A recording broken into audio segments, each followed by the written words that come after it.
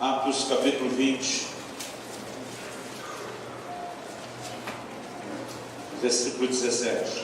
O apóstolo Paulo estava em viagem. E a Bíblia diz que ele estava numa cidade chamada Mileto. Enquanto ele estava em Mileto, ele manda chamar em Éfeso, uma cidade próxima, os presbíteros da igreja de Éfeso. E manda chamá-los para que eles tenham um encontro, para que eles tenham uma reunião. Versículo 18 diz: quando se encontraram com ele, disse-lhes. A partir de agora, do versículo 18, toda a conversa de Paulo é com esses presbíteros da igreja de Éfeso. Então vamos imaginar que Paulo está contextualizando aqui para o Goiás, que Paulo está em Trindade. E manda chamar os presbíteros da igreja de Goiânia. Ele não pode vir até Goiânia, mas ele quer que os presbíteros da igreja de Goiânia vão até ele lá em Trindade. Eu acho que Paulo estava até um pouco mais perto. A locomoção para eles naquela época era mais difícil do que para a gente hoje de cá para Trindade. E quando eles vão, Paulo está conversando com essas pessoas. Quem são essas pessoas mesmo? Os presbíteros, verso 17, põe lá. Os presbíteros da igreja de Éfeso. Então essa turma chega e ele começa a falar com eles no 18. Vós bem sabeis como foi que me conduzi entre vocês todo o tempo. Ele diz agora, 22, constrangido do Espírito, vou para Jerusalém. Ele vai desenvolvendo. Eu sei que todos vós, verso 25, em cujo meio passei pregando o reino, não vereis mais o meu rosto. É uma despedida delicada, porque Paulo nunca mais retornaria a estar com esses irmãos. E no meio dessa conversa com esses líderes, ele diz assim no versículo 28, esse pode projetar. Falando com quem? Com os presbíteros. Ele diz: atendei por vós e por todo o rebanho, sobre o qual o Espírito Santo vos constituiu, o quê? Bispos. Com quem que ele está falando? Com os presbíteros. E o Espírito Santo constituiu eles, o quê? Bispos. Por que os presbíteros, que também são bispos, foram constituídos por Deus? Para apacentar ou pastorear a igreja de Deus, a qual ele comprou com o seu próprio sangue. Eu estou usando esse texto para tentar tirar um equívoco que existe na igreja moderna. A gente fala, na maioria das estruturas denominacionais, de presbítero, pastor e bispo como fosse uma cadeia hierárquica. Então, primeiro o camarada se converte, daqui a pouco, né, ele é o obreiro, diácono, presbítero, né, dependendo a estrutura em que ele vive, ele pode ser ordenado um evangelista, depois é pastor, pode subir a bispo, em alguns lugares apóstolo. Eu brinco que alguns daqui a pouco vai ter suplente de serafim, disse Deus. Bom, brincadeira à parte. E nós ficamos imaginando que essas figuras, essa nomenclatura, que são as três mais usadas, presbítero, pastor e bispo, falam de três pessoas diferentes. Paulo chama os presbíteros de Éfeso, ele está dizendo para mim, vocês são presbíteros. Aí ele diz: o Espírito Santo constituiu vocês bispos, e ele constituiu vocês presbítero e bispo para apacentar, para fazer o trabalho de um pastor. Paulo está tratando o mesmo grupo, usando as mesmas três nomenclaturas para as mesmas pessoas. Por que eu estou dizendo isso? Quando eu leio o Novo Testamento, eu não sei te dizer quantas vezes eu fiz isso ao longo da vida, mas foram muitas. Eu não consigo achar um único lugar, uma referência sequer, de alguém sendo ordenado num dom ministerial. A Bíblia fala de dons ministeriais. Ele constituiu uns para apóstolos, profetas, evangelistas, pastores, mestres. Quem constituiu? Jesus. O próprio Jesus faz alguém pastor, o próprio Jesus faz alguém mestre, o próprio Jesus faz alguém profeta, o próprio Jesus faz alguém evangelista ou apóstolo. Não existe nenhum lugar na Bíblia que alguém foi consagrado apóstolo na cerimônia de imposição de mãos, que alguém foi ungido pastor ou mestre de imposição de mãos. Não tem. Quando você chega no Novo Testamento, só tem dois tipos de ordenação, de reconhecimento e estabelecimento: bispos e diáconos. Assim como quando você vai lá para o Velho Testamento e você tenta fazer uma divisão do povo, a gente pode dizer que tinha uma pirâmide, não nível de importância, mas de quantidade. Um grupo menor era composto pelos sacerdotes. Dentro da mesma tribo de Levi, nós tínhamos abaixo das famílias sacerdotais o resto da tribo, que eram os levitas. E eles trabalhavam no nível inferior aos sacerdotes, cooperando com eles, que lideravam o processo. E nós tínhamos o resto do povo. Quando você chega no Novo Testamento, não é diferente. Filipenses, no capítulo 1, verso 1, pode colocar ali, se for possível projetar. Ele, destinando a epístola dele, diz: Paulo e Timóteo, servos de Cristo Jesus, a todos os santos em Cristo Jesus que estão em Filipos, incluindo, essa versão diz, juntamente com bispos e diáconos. Ele resume a composição da igreja com os santos. Depois nós temos o diácono, que é uma palavra que significa servo, e nós temos os bispos. A palavra bispo significa supervisor. Então existe alguém que está na coordenação e na liderança. Portanto, não eram todo mundo supervisores. Mas havia uma outra equipe de serviço abaixo dos supervisores. Existia o restante da família, que são os santos. Quando você vai vendo no livro de Atos, as pessoas eram estabelecidas diáconos ou presbíteros. Dependendo da versão que você usa, a palavra presbítero foi traduzida pelo significado dela, que é ancião. Então talvez a sua versão diga anciãos. Mas aí nós criamos uma imagem de que não. Então, por exemplo, o apóstolo é alguém que está lá em cima. Os apóstolos se viam como presbíteros, como anciãos. 1 Pedro 5, o apóstolo Pedro diz: aos presbíteros que é entre vós, eu, presbítero, juntamente convosco. Mesmo sendo um dos 12 apóstolos por dele, ele nunca deixou de ser presbítero. Porque eles tinham um entendimento de nomenclatura que tem nos faltado. O que é que a gente não tem percebido quando a gente tentou fazer de cada nome uma pessoa distinta? Que são 3 aspectos de uma mesma pessoa. Então deixa eu tentar explicar isso de outra forma. Uma pessoa se formou em medicina, ela consegue ir até o ensino médio, pegar o seu CRM, ela é um médico, ou médico, vamos falar de genérico aqui, médico. Mas se ele fizer uma especialização, por exemplo, em pediatria, ele não vai mais ser só chamado de médico, ele vai ser chamado de pediatra. Pediatra, na verdade, especifica qual área da medicina ele exerce, enquanto que o termo médico fala que ele tem o que é necessário para poder atender as pessoas que estão de alguma forma de necessidade nessa área aí da saúde física. Mas se dentro do hospital que ele trabalha, ele for levantado a um cargo de chefe da pediatria, isso fala da posição que ele tem dentro da estrutura. Então, a mesma pessoa que formou em medicina e, portanto, tem a aptidão de exercer a medicina, que depois se especializou em pediatria, agora tem um trabalho específico dentro dessa área, e que dentro do hospital é o diretor da pediatria, ele pode ter esses 3 títulos: diretor da pediatria, pediatra ou médico. Mas não é que são títulos diferentes, que nós estamos falando de pessoas distintas.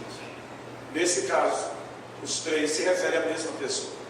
Um indica, médico, a aptidão dele para exercer aquilo. Ele tem condições. Ele passou pelo processo. Ele não apenas recebeu o aprendizado, ele foi testado e aprovado. O outro define o tipo de trabalho que ele que tem a maturidade ou a aptidão para estar lá vai exercer. E o outro fala de um cargo que ele tem. Quando nós pegamos essas nomenclaturas, bispo fala de um cargo, uma posição de governo. Ancião ou presbítero não necessariamente fala de alguém que tem cabelo branco, que tem que ter idade. Que Paulo escreve a Timóteo, responsável por estabelecer outros anciãos. E ele diz: ninguém despreza a tua mocidade. Ele diz: desde a infância você sabe as sagradas letras. Então Paulo estava dizendo para Timóteo: você é ancião, é maduro, não necessariamente na questão de DNA, é a data de nascimento antigo, mas ele está dizendo: você é maduro em aptidão espiritual. Então o termo presbítero indica a aptidão de alguém que está nesse lugar, mas os dons ministeriais indicam o trabalho. Então, por exemplo, já há quase 26 anos eu estou exercendo o ministério pastoral. Mas pastor não é um título, é a definição do meu trabalho, de uma função específica que eu exerço dentro do corpo de Cristo. Deus tem me chamado para o ministério de ensino, mas mestre, ou ensinador, ou professor, não é um título, apenas fala o tipo de trabalho. Então, o termo presbítero, ele equivale equivale ao médico. O termo pastor, ele equivale ao pediatra, indica o tipo de trabalho. O termo bispo indica um cargo, uma posição de supervisão ou de governo dentro da igreja. Normalmente, a gente acaba tendo um pouco de confusão em relação a isso. E eu quero que, principalmente os da casa, eu quero ter um choque com você que serve dentro de uma estrutura que pensa diferente. Não estou aqui julgando ninguém, mas nós temos a responsabilidade de andar na luz da palavra que nós temos. Nós entendemos isso e é importante esclarecer isso. Por quê? Porque na mentalidade de muitos lugares, alguém que um dia teve uma consagração, foi ordenado ao ministério pastoral, ele passa a ser pastor onde quer que vai funcionar. Nós não entendemos assim. O dom do ministério pastoral é que Jesus deu. Eu não preciso botar as mãos sobre Joab, sobre Jorge, para que agora eles recebam o dom. O dom está neles. Aliás, eu vou até explicar outra coisa. Em 1 Timóteo 3, Paulo diz o seguinte: se alguém deseja o episcopado, ser bispo, ele diz: excelente obra almeja. Tudo começa com uma vocação que se expressa por meio de um desejo. Então, quando Paulo está dizendo se alguém almeja, ele está dizendo você deseja, você está muito afim, você quer muito isso. Ele diz primeiro passo. Agora qual o próximo? Ele diz tem que ter qualificações. E aí vem uma lista de qualificações que indicam aquelas aptidões que colocam ele naquele lugar, assim, como médico, de poder exercer a medicina. Dessas aptidões, só uma delas tem a ver com habilidade. A Bíblia diz seja apto para ensinar. Então tem que ter o básico do conhecimento da doutrina bíblica. E quando a Bíblia fala sobre ser apto para ensinar, não está nem falando de eloquência. Está dizendo conhecimento mínimo e o testemunho mínimo para estar nesse lugar. Mas todas as outras características não são habilidades, são traços de caráter. E aí, por conta disso, ele diz tem que ser vocacionado, tem que ter qualificações, mas ele diz tem que ser experimentado. Então, quando, por exemplo, nós estamos reconhecendo alguém, não significa que aquela pessoa vai começar a fazer isso. Significa que ela já vem fazendo aquilo. Foi testada, foi aprovada, e agora o reconhecimento que nós estamos dando é retroativo. Não é que a partir de agora começa. Então, tivemos o estabelecimento de diáconos. Né? Alguns irmãos olharam e disseram, mas o Jorge era pastor que vinha que foi rebaixado. Não, ninguém foi rebaixado. Diácono ou presbítero é um cargo dentro dessa estrutura. Então, por exemplo, eu sou um presbítero da igreja de Curitiba. Eu posso vir aqui servir vocês. Eu posso ser pastor sob a liderança de vocês. Mas eu não tenho autoridade pastoral direta sobre a sua vida. Porque o que eu sou lá não significa que eu construí a mesma história e o mesmo reconhecimento aqui. Quem está entendendo? Então, qualquer pastor que muda para a igreja de Curitiba vai começar o processo de participar da igreja como qualquer outro. Vai para o retiro de integração, vai participar de uma célula, depois vai multiplicar a célula, vai passar o treinamento. E por que nós trabalhamos dessa forma? Porque o dom Jesus deu, não somos nós. Mas o reconhecimento, ele depende de enxergar a vocação, de poder constatar, né, se as qualificações estão lá, de poder provar e experimentar primeiro, para depois dar um reconhecimento dentro da casa. Nós não estamos dando autoridade para o reino de Deus. O dom que Jesus deu é para servir o reino todo. O nível de reconhecimento que nós damos é dentro da casa. Né? Então, esses irmãos já são, na prática, pastores. Pastor, por que não fez isso correndo? Porque a gente nunca faz nada correndo. A gente entende a necessidade de tempo, precisa experimentar, precisa levar os irmãos. E quando começa a ver um clamor, às vezes dizendo, vai ou não vai? A gente diz, então bem aprovado. Ou distribuir dinheiro para todo mundo. Não foi o caso não, né? Ok. Então, a gente procura seguir, né? Outro dia alguém falou um protocolo. Eu falei, não é um protocolo, é mais do que um protocolo. Né? É mais do que algo que a gente definiu. É um padrão das Escrituras. E nós estamos de fato vivendo um tempo e um momento onde a gente se alegra e regozija com eles. Eles não vão começar a ser algo a partir de hoje. Hoje nós estamos olhando uma história dizendo, fizeram isso muito bem até hoje. Vamos reconhecer o que eles já vinham fazendo. Eles não passam a ter mais graça, mais unção do ministério a partir de hoje. É lógico que uma graça, uma unção é algo progressivo, inevitável ao longo do tempo, da caminhada, que todo mundo cresce. Mas não é o reconhecimento que produz isso. O reconhecimento é simplesmente a capacidade dos líderes olhar e dizer, percorrer o processo, estão fazendo isso muito bem. E eu quero dizer algo para vocês, como já disse para eles. Eu acredito no que Deus tem para essa casa, eu acredito no que Deus tem para esse ministério, eu acredito no que Deus tem não só na vida deles, que estarão sendo reconhecidos aqui hoje, mas para cada um de vocês. Agora, o dom se recebe direto do Senhor Jesus. E um dom ministerial não depende de cargo. Por exemplo, Filipe é chamado de evangelista, é um dos 5 dons ministeriais. E ele era um diácono, e não era nem presbítero. Qual a diferença entre um grupo e outro? Os presbíteros ou bispos, eles são uma função de governo, eles tomam decisões. Os diáconos, se você olhar os diáconos do Novo Testamento, os caras faziam o que qualquer outro ministro fazia. Pregavam, curavam os enfermos, moviam os dons, expulsavam demônio, batizavam. Eles faziam todas as funções, só não eram governo, parte de uma equipe de decisão. Mas eles estavam com todo o empenho ministerial ali envolvido. Então, a gente olha para essa equipe, já desde a fase do diaconato, a gente são ministros da casa. Mas hoje, a gente quer ir com um nível de reconhecimento de dizer são parte do governo da casa. Então, se há uma mudança que precisa ser entendida, é isso. Nós cremos no ministério plural. Nós cremos na importância de uma equipe. Nós cremos que na multidão de conselheiros há sabedoria. E nós cremos que ao longo do tempo essa equipe só vai crescendo com aqueles que Deus vai levantando e percorrendo todo o mesmo caminho e o mesmo trilho que é necessário. Apesar que sempre que a gente olha na Bíblia, a gente não vê ministério de indivíduos, a gente vê equipes. Até quando mandava evangelizar, Jesus mandava de 2 em 2, não mandava sozinho. Então nós entendemos isso. Quando Pedro se levanta para pregar no dia de Pentecostes, a Bíblia diz que os 11 apóstolos se levantaram. O que significa isso? Não que todos eles se levantaram para falar, mas a hora que Pedro levantou, o grupo se levantou. Sabe o que ele está dizendo para o povo? Nós estamos com ele, nós estamos juntos, ele fala por nós, nós somos uma equipe, ele é o nosso porta-voz, ele nos representa. Então quando Jesus fala do anjo da igreja de Éfeso, do anjo da igreja de Tiatira, ele reconhece que é um mensageiro. Então o que nós entendemos é que dentro de uma equipe sempre há uma voz maior. Tentando distinguir isso, nós olhamos para esse líder e o chamamos de um presbítero sênior. É aquela voz maior dele. Então, nesse momento, enquanto nós estamos aguardando detalhes de todo o plano e o processo de Deus envolvendo a vida do David e da Cristo, nós não estamos mexendo com a função deles como anjos da igreja, como líderes do presbitério.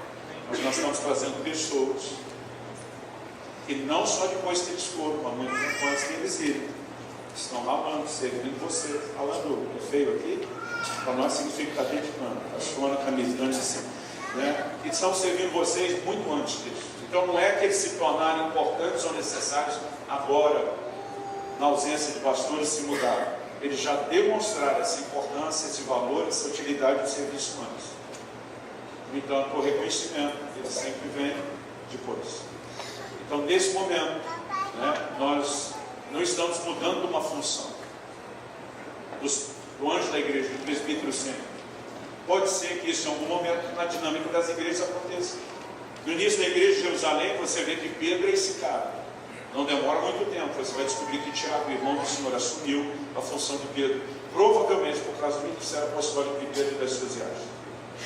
Em dezembro do ano passado, especificamente no dia 8 de dezembro, quando eu completei 25 anos de ministério pastoral, baixo uma direção de Deus, depois de 7 lentos anos de uma transição que ainda não terminou, eu passei a liderança da igreja da Alcance em Curitiba para um dos discípulos, para um dos pastores que compõem o nosso presbitério. E diante de toda a igreja eu poderei dizendo, a partir de hoje você é o pastor da casa. Eu continuo sendo seu pastor, eu continuo sendo o pai da casa, eu continuo supervisionando e ajudando você, mas a partir de agora você responde diante de Deus por essa turma e você os lidera. Por quê? Porque essa dinâmica existe. E quando Deus traz direções claras sobre isso, e dentro de tempo para se trabalhar isso, a gente mexe. E quando Deus não traz direção, a gente não mexe. Eu gosto daquela figura do Velho Testamento, quando a nuvem se movia, o povo levantava o acampamento na casa. Quando a nuvem parava, todo mundo estabelecia acampamento. Então assim, a nuvem tem que mover primeiro. E depois a gente vai seguindo a direção que Deus tem. Barnabé é enviado para a igreja de Antioquia, para liderar aqueles gentios que não se convertem. Ele vai lá e busca logo no início da igreja Saulo. São os dois, talvez, primeiros e principais ministros. Mas chega uma hora que aquela equipe cresceu. A gente vê que tem várias pessoas e o Espírito Santo tem que separar ainda Paulo e Barnabé para a obra que Deus tem chamado. Eu fico imaginando Barnabé tem dia nenhum. Eu tenho que pensar esse negócio. Agora como é que vão mexer comigo? Né? Não existe isso no reino de Deus. E nenhum de nós é dono de nada. Todos nós somos servos de quem é o dono de tudo. E a gente vai obedecendo a direção dele. Né? Graças a Deus, Paulo e Barnabé, né? Eles saem para o trabalho, né? Eles voltam para a igreja. Eles saem, eles voltam. Eu não sei quanto tempo levou para que talvez aos poucos, finalmente pelas distâncias e falta de transporte da época, eles tivessem que definitivamente se desligar. Mas o importante é que você saiba que a gente tenta tentar viver e praticar um modelo bíblico. E antes de orarmos, de impormos as mãos, que significa mere e simplesmente o reconhecimento de uma função nessa casa, né? Nós acreditamos que Deus já tem depositado um ministério na vida desses nossos irmãos e irmãs com quem nós vamos orar. E eles já têm dado um bom testemunho em relação a isso, né? Eles têm sido provados e experimentados. Agora, ainda que seja o reconhecimento de algo que já demonstraram que receberam de Deus e não da gente, não significa que não haja uma delegação de autoridade que o governo inverte. Não significa que não seja um dia de festa. Então a gente está feliz.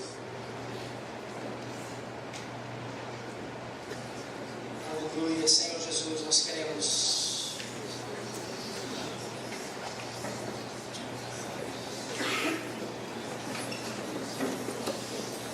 Espírito Santo, tu és aquele que restaura todas as coisas. Jesus, nesse momento eu quero me lembrar de como Jorge Alessandro chegaram no nosso meio, Senhor. Eu quero te louvar, Jesus, porque o Senhor é o Deus que restaura. O Senhor é o Deus que levanta, o Senhor é o Deus que traz, o Deus que volta o sonho, a força motriz que leva as pessoas a quererem cumprir a carreira para ouvir do Senhor naquele dia, o servo bom e fiel. Nesse momento eu quero orar pelo Jorge e pela Alessandra, Senhor. No nome de Jesus, como autoridade desta casa, nós queremos agora revesti-los de uma nova capacitação, Senhor. De mais sabedoria, de mais graça, de mais unção de Senhor para mover, para supervisionar, para amar e para servir esse povo, Senhor. Ó Deus, nós sabemos a carga, ó Deus, nós sabemos o trabalho da líder que é servir o teu povo, mas nesse momento, como teus filhos, nós os abençoamos agora. Eu quero profetizar sobre o Jorge Alessandro agora, que vem sobre eles um tempo onde eles correrão mais, aonde eles alcançarão mais, aonde eles verão mais longe, Senhor. Espírito Santo, tu és a voz que está por trás, por diante, é a voz que está dentro de nós, dizendo: esse é o caminho, andai por ele. E nesse momento eu profetizo agora, eu declaro essa voz de uma forma maior e mais intensa nos seus corações. Jorge Alessandro, nesse momento eu quero abençoá-los em nome de Jesus. Eu profetizo sobre a vida de vocês, sobre a casa de vocês, sobre Jorge Augusto, Daniel, Felipe. Amém. Nós agora queremos abençoar a sua casa, a sua descendência. Declaramos, Jesus, que os teus filhos correrão mais do que vocês, eles irão mais longe do que vocês, pela disposição que vocês têm apresentado de servir ao Senhor e esta casa, em nome de Jesus.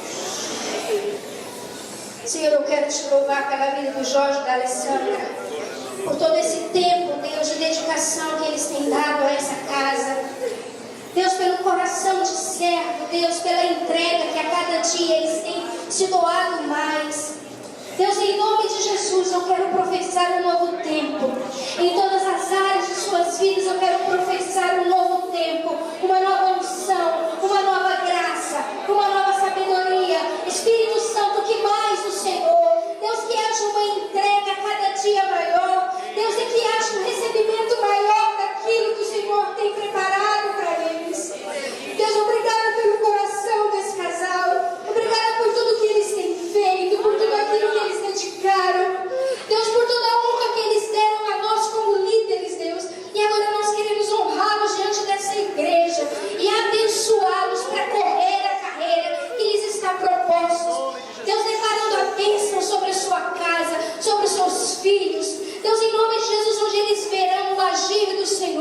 um novo tempo do Senhor, em nome de Jesus. Amém. Glória a Deus.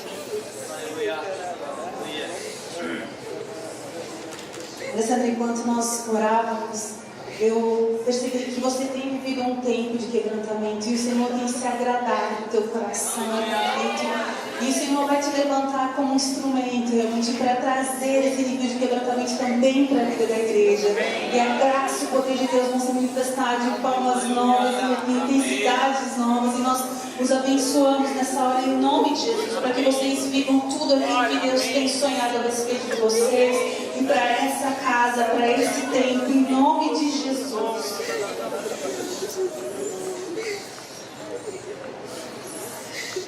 Eu sinto duas coisas da parte de Deus para te dizer, Jorge.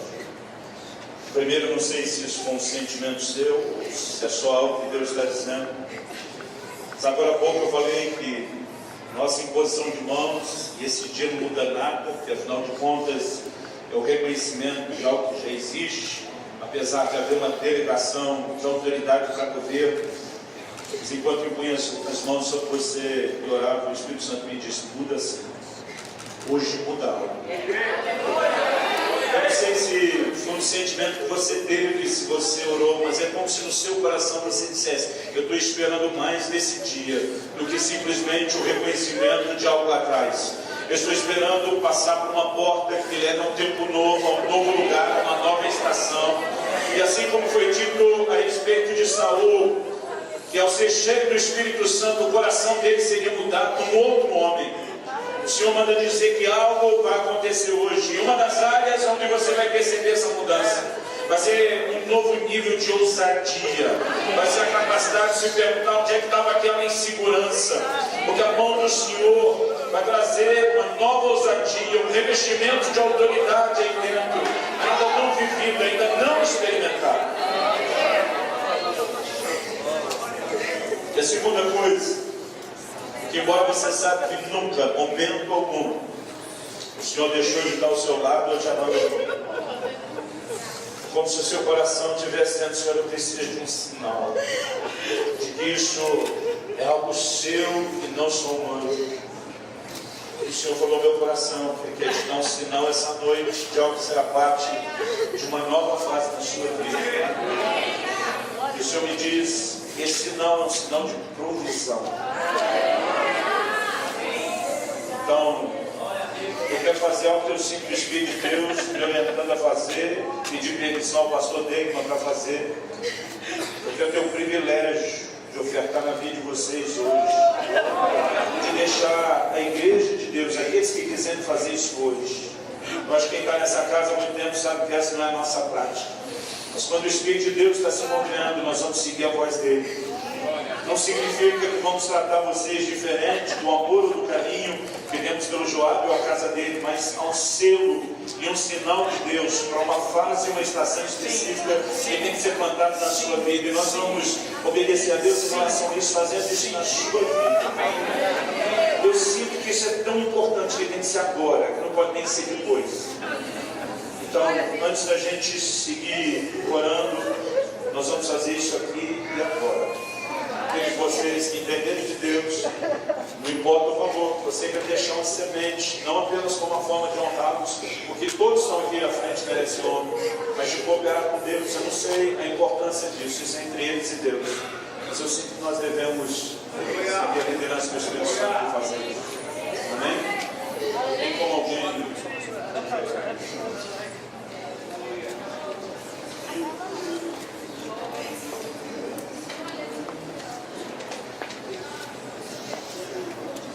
Nós chamamos esse casal. Nós estamos entregando esse recurso apenas para abençoar a casa deles. Nós fazemos isso para honrar o teu propósito. E o que quer que seja que o Senhor esteja fazendo ou declarando na vida deles. Mas nós liberamos uma palavra dizendo uma nova dimensão de provisão será vivida e experimentada a partir desse dia. Nós declaramos que esse é um dia de transição, que esse é um dia de se entrar num novo lugar, não só da manifestação da unção e da graça de Deus, como também de viver a provisão e o cuidado do Senhor de uma forma nova. Nós os abençoamos, nos entregamos aos teus cuidados e à tua graça. Nós declaramos como parte do presbitério, da equipe de governo, dos bispos, pastores dessa casa, em nome do Senhor Jesus. Amém. Glória a Deus. Essa noite. Vocês estão felizes com o que Deus está fazendo na vida deles e na sua vida também. Você pode celebrar com a gente nesse momento. Dê um forte aplauso nesse momento.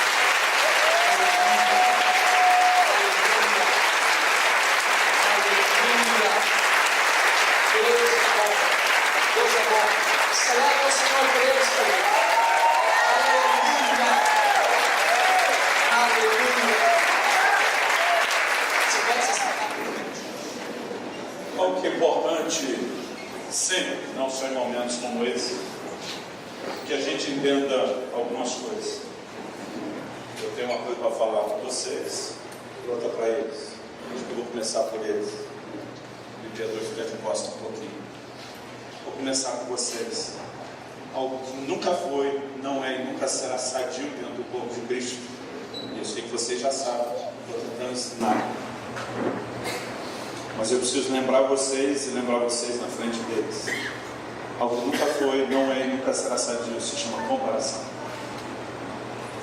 A Bíblia diz que Deus concede dons diferentes da graça. Cada um de nós, embora todos coletivamente somos corpo de Cristo, cada um de nós individualmente é um membro. Paulo diz que a mão não pode desprezar os pés, o olho não pode desprezar a boca. Cada um tem a sua função. Deus levanta pessoas diferentes para que essa diversidade de dons da graça complemente ao maior. O equilíbrio nunca está numa pessoa. O equilíbrio está na soma de uma equipe dos diferentes dons da graça. E Deus, ao longo do tempo, vai continuar aumentando, ampliando e diversificando a equipe. Então, não existe uma função melhor do que a outra. Todas são importantes e necessárias. Eu lembro vocês disso. E eu espero nunca precisar dizer um dia que eu já tinha dito isso a primeira vez. Eu lembro vocês disso. Nós precisamos aprender a celebrar o dom de cada pessoa. Amém. Que Deus deu a cada pessoa. Amém. Gente, se eu cantar aqui, essa reunião acaba em 30 segundos. Eu já perguntei para Deus, por que o Senhor deu essa conta dele que não deu para mim? Ele disse, não é da sua conta. Ele não interfere nisso. Mas eu tenho algo da parte de Deus que eu posso acrescentar. Eu não preciso necessariamente ter o que Deus deu para ele. Eu posso ser útil com aquilo que Deus acrescentou para mim. Então, o importante não é concentrar força ou energia naquilo que a gente não tem. E não estou falando para vocês apenas a respeito de não criar comparação entre eles. Estou dizendo para nós não criarmos comparação entre nós. Né? Cada um entenda a importância, a utilidade de cada um. A expressão que Paulo usa para falar que nós somos um povo, talvez hoje a gente diria que somos um time, somos uma equipe, ninguém joga nisso sozinho. E nessa diversidade é que Deus trabalha, acrescenta e amadurece algo. Então, é muito importante que a gente funcione de forma saudável como igreja. Eu vejo alguns colegas que às vezes pregando eles são incríveis, e aconselhando são péssimos. Tem outros que aconselhando são fantásticos, mas ensinando eles são terríveis. Então, tem gente que aglutina algo específico num tipo de trabalho, outro em outro, mas o importante é que juntos a gente cumpra aquilo que Deus tem. Tenho certeza que o melhor dessa casa ainda está por vir.